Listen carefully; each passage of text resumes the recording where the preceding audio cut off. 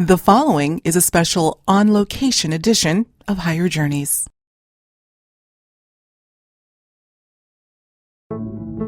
What if I were to tell you that contact has gone mainstream? ET contact, that is. Well, rather than me telling you that such is the case, why not hear it from someone who knows firsthand? Mary Rodwell, who many of you know for her extraordinary research via multiple testimonies of individuals who have had contact with non-human intelligence, has some incredible news to share. And once you hear what she has to say, you too will know that a subject that has for so long been denied, ridiculed, and dismissed is finally ready to come out into full view.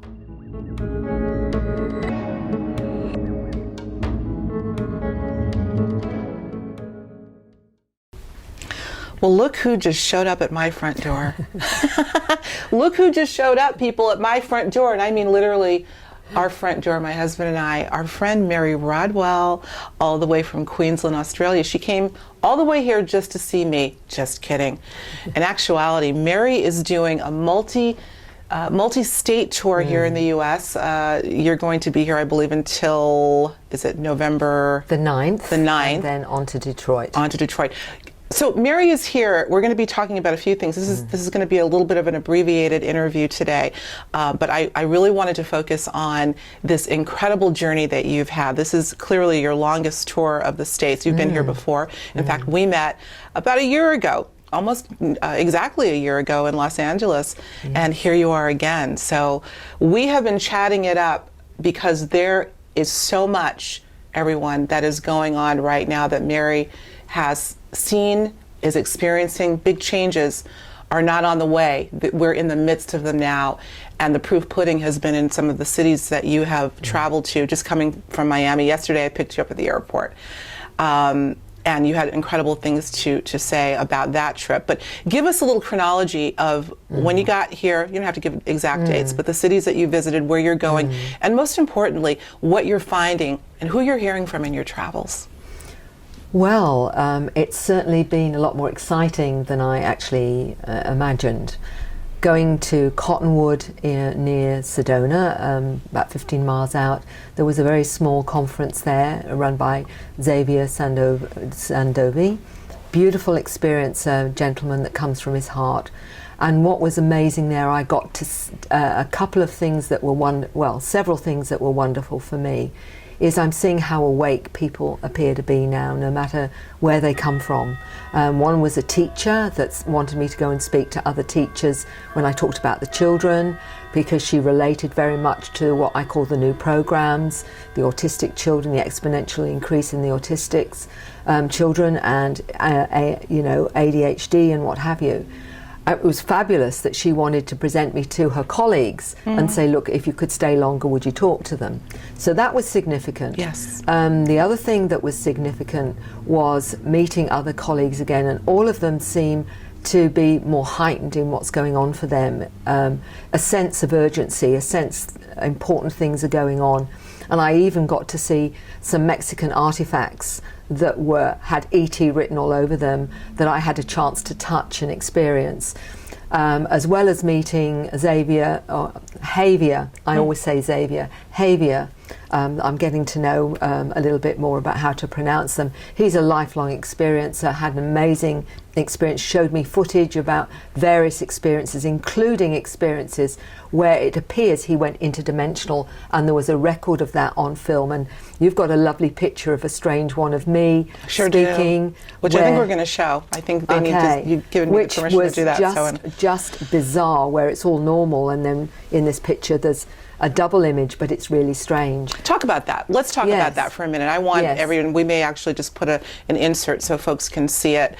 This is probably one of the most anomalous photographs I've ever seen, and in my sort of left brain style in this instance, I had to ask you the question, what was the time period between when this person took, this was a talk that you did just recently, what was the time period between when the picture was taken and when it was given to you? And I knew full well that she hadn't photoshopped it, but when you see something this dramatic, clearly another throw off of you, perhaps an etheric image of you at the time of your talking, it really boggles the mind, even me. Talk about that. What were you talking about at that point that you can recall when she took that picture? Well, there's two things you need to know. Prior to that, we did a joint healing on one of the people in the conference that really needed that energetic work, and all of us participated. Well, a lot of us participated in that. So we were also working on another level. I did my presentation on the new children. That's what I was speaking about there. And one of the ladies, it was with her iPhone, she was clicking away, and in the middle of all the normal ones was that one. And then she, right after the presentation, she's coming running up with others saying, look what we've taken, look what we've taken. What do you think it is? You know, look at it. Because it was so unusual and so weird. So we were all bewildered at how everything was normal until that one frame where people can see for themselves and make up their mind what that was, whether that was related to the healing and the energetic work we'd done prior to that, or just something else, I don't know. But it's really quite fascinating. Had you ever seen anything like this of you before? No, never. So I don't know what was going on, but I'll leave people. And tell me again where you were at the time the picture was taken? That was in Cottonwood near Sedona. Just happened. It just happened in that presentation. So these sorts of dynamic, synchronicity, anomalous, wonderful things have been happening since your trip here. Give us a list of cities that you've been to, or the total, if you can recall. You came into... I flew into Phoenix, and it was Cottonwood, which is close to Sedona. Okay. So that was the first part of it. Then I went to Berkeley Springs, the Arlington Institute, which is I was invited to present as one of the transition talks by John Peterson, and I stayed there 4 days, which was really wonderful. What was also interesting is I ended up meeting a wonderful gentleman from Japan who was a former senator, Kazu, who had never been exposed to any of this, so a former politician. Really interesting, because I said to him, you know, you've got one of your princesses that's talked about these experiences, and also a Prime Minister's wife had spoken about her experiences on board craft, and he hadn't been aware of that. This gentleman, you know, was in charge of Fukushima. He's a wonderful gentleman. He happened to be visiting John at the same time, so he came to my talk. Another sort of synchronistic. Just very, because my book Awakenings been translated into Japanese, and he said, look, Mary, I'll get in touch with the publisher and help you. So how's the synchronicity of that you're getting some help from someone, you know, of that credentials, I thought was a real blessing. But his interest was fascinating, that he was so open-minded. His wife is very spiritual, so that was a blessing in itself. The talk went beautifully well. The number of people that were relating to my information was really, really heartening. So that was a fascinating part of my trip before I flew to Miami. That has been a whirlwind. I have never met such... What was a highlight there? Which you shared some things with me. Well, apart from the people who were just wonderful, I've never been hugged so many times in a short space of time and shown so much love and kindness and hospitality as those in Miami. A brief overview of all of it was I spoke to a meditation group, which was fascinating in itself, how people were relating to what I was speaking about. But then I did my very first workshop on my model of working, and there were all therapists that worked in Miami that wanted to work with their intuition as well as doing their general hypnosis, and expanding that so that could facilitate more of a more helpful way of some individuals that come, because many of them are intuitive as well. So that was a blessing. It came out of the blue. But we also had a documentary film crew that had come to film the first free conference ever, and that's the Dr. Edgar Mitchell Foundation for Extraterrestrial and Extraordinary Experience. Yes. The very first of our conferences. Congratulations. Which Ray Hernandez, one of the co-founders, along with myself, Dr. Rudy Shield and Dr. Edgar Mitchell, really put together this in such a short time. The synchronicities to help that were another story, including getting a film crew that were there and wanted to film interviews with me and Dr. Burke. Dr. Joseph Burke's been speaking on this for many years. He's an activist, has been an activist all his life, and he was telling about his own experiences. Long interview with him, long interview with me. But not only that, they filmed the whole of the conference, all our presentations, including Dr. Bob Davis, the neuroscientist that talked on this and on near-death experiences. All of them wonderful presentations. Ray Hernandez talked about all the statistics that we're finding now globally, 5 languages, that we're looking at now data from almost 5,000 people, and he was talking about what we're discovering is a complete reverse of what the mainstream think of this kind of experience, the psycho-spiritual changes, where 85% either wouldn't now change this, have shown enormous transformations from this that have been either, positive experiences. And the data is all going to be out in a book that we're producing. That's right. Very exciting project, yes. Beyond UFOs, the science of contact. So we're providing, or at least our academics now, our PhDs that are a part of the organisation, the physicists, are providing a model which is going to allow us permission almost to believe what we already know.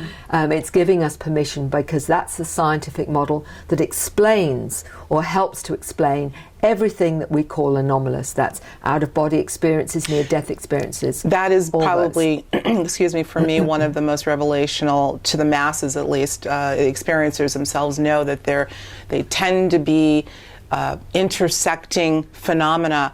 Once contact is made, it seems that there are cross correlations with near-death experiences, out-of-body experiences, shamanic experiences, and Free has been extraordinary in meeting that out. So that's amazing, absolutely amazing. Well, to me, it's time. We've had over 70 years of nuts and bolts reality. This is real. In other words, the ground traces, photographs of the craft, witness testimony, whistleblower testimony has all been brilliant and needed. But the problem is that with that, yes, it's shown us it's real, but it's given us no answers about why they're here, what's it all about, which is what the experiencer is wanting to know. When they come to me, why me, Mary? What's it mean? What's it all about? What does it say about humanity? What are the agendas or possible agendas of this? It's giving us no answers other than the fact that we know it's real from them. So it's the experiencer really that we have to focus on if we want to understand what this means, and that's what Free is doing. It's asking the experiencer, what do you feel, sense, know, what have you learned? And all of that we're now collating so that we can actually get a real sense of what's happening to people. And people need to also understand this is not just about UFOs, and that's why the title is that, because that is only part of waking up to the reality we're interacting with these non-human intelligences. You can do that after a near-death experience. 40% of those coming to us have had a near-death experience where they've opened up to this experience. Shamanic experiences can do the same thing. If you're going on a shamanic journey, or ayahuasca, for example, is another one where it wakes people up or expands their perceptions so they can actually then interact with these other dimensions, whether it's angels, fairies, spirit guides, elementals, light beings, crystal beings, humanoid beings, energy beings from the other dimensions. We're not just talking about physical, we're talking about interdimensional, possibly extra-dimensional, trans-dimensional, and beings from our future. We are not just talking about extraterrestrial here. Beings from our future. Can we talk about this? As you can see, Mary is opening up a huge can of worms and an infinite rabbit hole, but there's some things that you and I talked about over dinner last night, many things. But it may have been at breakfast this morning or coffee. Beings from the future. Can you share a little bit about what you told me, I don't know if you can or not, about a gentleman who found a connection to a young woman and determined through some means that this may be a woman from the future? What I can say is that to intrigue everyone, the first film, Australian Skies, is on Netflix, and it mentions Damien Knott, and it also mentions Liam Freeney. In this next one, which has just been completed, with Liam and his story, part of the thing that he wanted to do was explore it more, because every time he went outside he was taking images of craft. Many people can call them in, many people know and sense they're outside, so they'll go out with the camera and get the footage. He was doing this along with Damien Knott.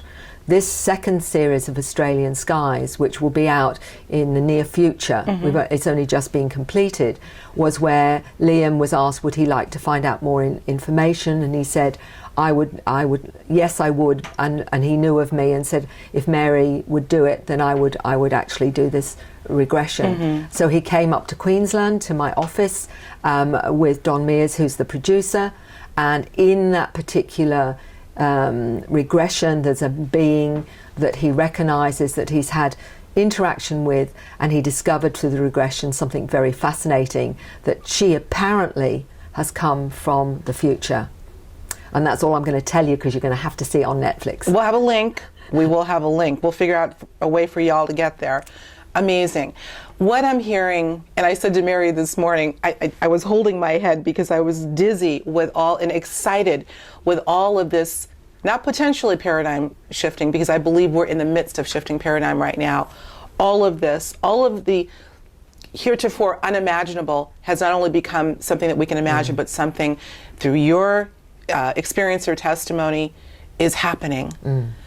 Where are we going from here? I mean, we are, I believe, shifting in a way, and I'm just so excited to hear a little bit more and have you share with our audience a little bit more about some of the inquiries that you're getting from what I can call the mainstream, whether it be academia, particularly education, I guess high school, youngins before even university, as well as in a university setting, bringing these ideas of multidimensional realities and non-human intelligence, and of course we're going to talk about the new children. And you've gotten a good bit of that inquiry while you've been here. Yes. Coming back, perhaps, may I say, the university? Yes. University of Miami? Miami, yes. That's huge. Yes. We're talking about a mainstream institution that typically is loath to even think about bringing in such subjects. What do you think is happening? We're seeing a shift. Well, what has been really heartening, because I'm in such a fringe area of exploration and knowledge, that most of the time I'm speaking to the choir. You know, they're ones that are already waking up, already know about this. What I'm also realizing, though, the choir has many people that are aware of this but don't speak about it because of their professions, whether in education, whether they're in the medical profession or whatever, or psychology, particularly clinical psychologists that know about this and see it. I have been contacted many times by different professions like that saying, I know about this, or they've had experiences or something like that. What's really fascinating now is that I've had, PhDs, educators that have, and one of them is in my book, that has actually created a curriculum because she says, I know these children that are being born now are different. They're very, very different to what we were of 20, 30 generations ago. They have to be treated differently. We have to understand how different they are. She's one of those that was born different. She said already, I went into education as part of the understanding that I was different, because I was different, I was not understood. And she said they're everywhere. And she's actually created a curriculum for these new kids. Beautiful. With this new awareness. But she's not the only one that is aware we have to change the way we teach them. I've had educators from various countries, including Uruguay. One of them an anthropologist educator that's created her own kind of education. But now what I'm seeing is those are involved not just in education, but in psychology. And this was what happened in Miami. I met some amazing people when I was at some incredible stories of people that can't come out with this generally about this whole subject.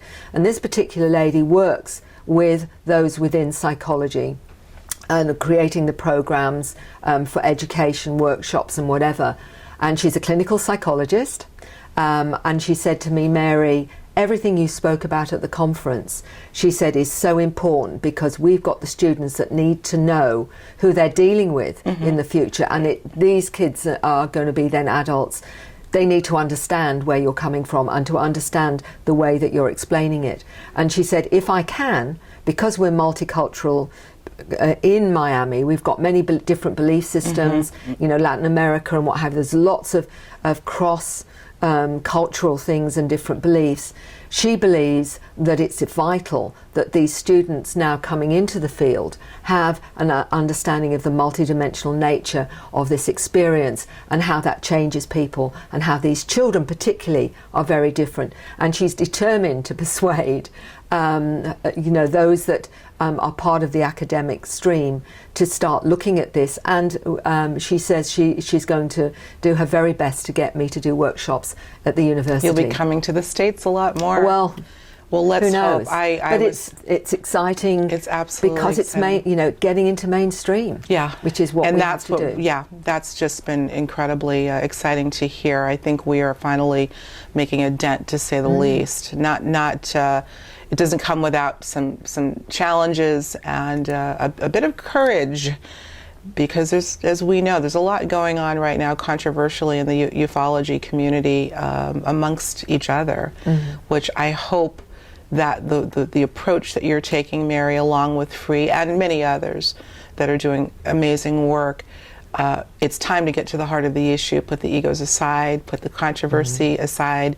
There's something very big happening, and as it seems we are on the precipice of breaking into the mainstream, we need to stick as closely together as possible. So where do you go from here? So you're leaving, you're going to be in Boston until the 9th, we said that. That's correct. Then yes. you're on to Detroit. Yes. And then back to Australia. Yes, correct. Okay. All right. And I'm not really sure yet how that's going to unfold, except for the other conference, the Awake and Aware conference in Detroit, is that I'm going to catch up with Caroline Corey, who's God's Among Us, that's right. That's right. Or Contact is Real now. Its title has been changed, and she's bringing the science in as well, which is so important, which is helping us get into mainstream as well.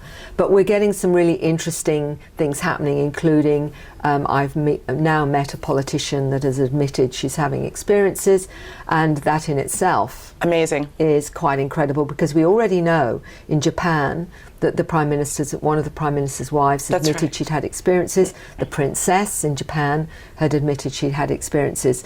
So what is going on is a revelation or a disclosure from the ground up, which I have always believed is going to be the way ultimately this is going to be accepted. It's from, you know, your local GP who admits he's had experiences, or your local politician, or the lawyer down the road that's dealt with your tax returns or whatever. This is what's happened. Scientists, and Dr. Lena Olson is a molecular biologist that's come out and said that she's having experiences. I have an MD in my book, Dr. Marie Batchelor. That's right, who we've interviewed twice. That's right, who's now come out of the closet, and she's doing this multidimensional healing. This is just the beginning. Just the beginning. What would you say if you were to go back in memory banks, these people that you've mentioned now? Of course, the Prime Minister's wife, I believe, in Japan. Yes. That made mainstream news, and I do recall when that came out.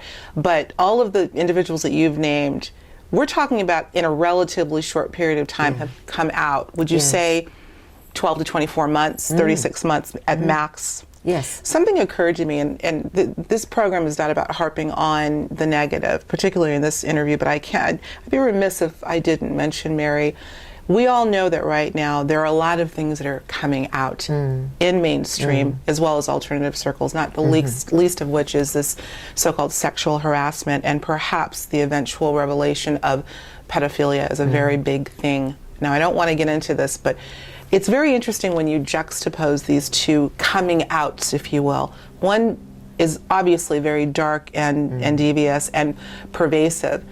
The other is revelational in a positive way. I'm going to put you on the spot here for a second. Do you think that there's a possibility that we know that D word called distraction, because of all these wonderful, truly revelational things that are coming out right now, that we are being attempted to be distracted by that other coming out? I think that's quite possible. Quite possible, because it gets people to focus on all of that rather than all this wonderful new information that's changing our paradigm.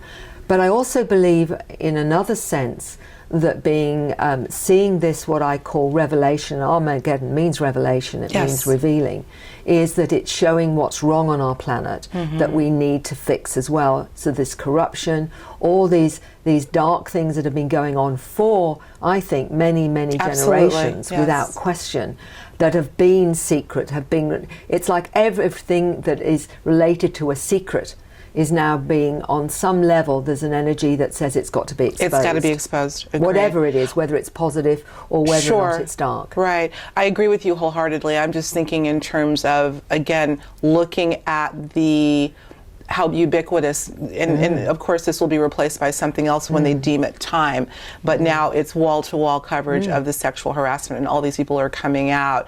I agree with you that the scum has to rise to the top in order to be able to scrape it off, right? But at the same time, could it be leveraged? And this is just a question, not a statement. Could it be leveraged to get people focused on that while they are fully aware, I'm sure, of these other things that are happening? I call it the dichotomy of consciousness. We're literally seeing the light and the dark just kind of duking it out or coexisting. So, I think there's lots of distractions out there where they're getting you to focus on one thing while other things are happening behind the scenes. Because these are beautiful things that you're talking about. Yes, exactly. Yeah. And you know, some of the most major events in terms of revelation have been distracted by things like 9/11, for example. There was going to be coming out, I'm not sure which politician it was in the US, that was going to come out with the trillions that had gone missing in the US economy. The trillions. This was where, and just as he brings it out, what happens is 9/11. So everything's focused. Right. Now, you can look at that and say, oh, that was just a coincidence. Maybe it was. Maybe it wasn't. When it happens repeatedly, it's most likely not. We're running short on time. As I said, this is a short, abbreviated Mary Rodwell visit, because I got to steal her back to myself. We're going to go walk around the remnants of our garden. We had a terrible windstorm here the other day, so we're going to have to take a little walk. But before we do, let's talk about this one. I know a lot of you out there in the Higher Journeys audience have been anxiously awaiting. Well, you can get it now on Amazon and other places. The New Human. I got it in my hot little hands finally. How has it been faring in your I think I know the answer. In your tour, has it been doing well? It's being received well. It's been received extraordinarily well. And since it's come out in this short time already, a Hungarian publisher has asked me to publish it in Hungarian, and it's also being translated as we speak into Chinese. Oh, wow. So that's beautiful. I'm just really heartened by the fact that, you know, people seem to be getting it, at least getting my kind of logic, which is amazing in itself. Excellent. You know, so it's doing well. Well, I'm looking forward. I had the privilege of perusing quite a few chapters last year when we were talking about it, but now I've got the hard copy. And let's not forget about Awakening. When was this published? In 2002. And this is done quite well. I've been watching this on Amazon as well. This is how extraterrestrial contact can transform your life. And transforming lives, you're doing a little bit of that, I'd say, Mary Rodwell. We're proud of you. We're so proud of you. And I want you to know something. There's an article that you agreed to write. You were doing a bit of contributing to the Higher Journeys site for quite some time. I might pull your chain a little bit once things calm down. But you had sent me the I Can Heal Water article. And I have to tell you, if you haven't seen that, go to higherjourneys.com and look that up. That is, to date, the #1 most read article in the history of Higher Journeys. Oh, my goodness. You're transforming lives, my dear. And thank you. Oh, it's a pleasure, and thank you, because so are you. Love you. Love you too. And love you guys. Thanks for everything. We'll talk to you soon.